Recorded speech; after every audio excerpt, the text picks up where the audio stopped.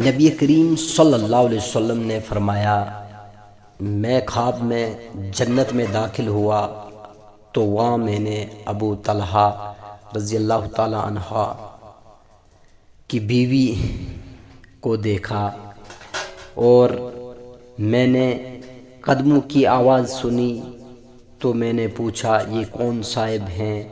بتایا گیا یہ بلال رضی اللہ تعالی عنہ ہیں۔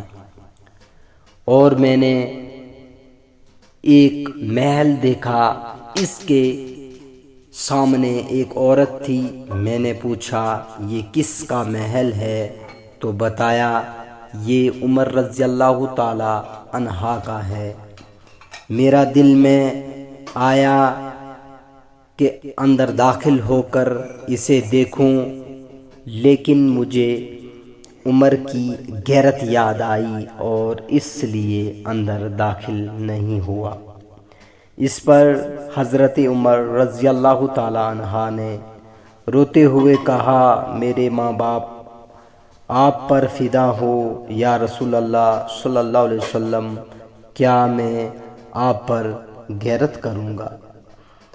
صحیح بخاری کتاب حوالہ کتاب نمبر 62 حدیث نمبر 29۔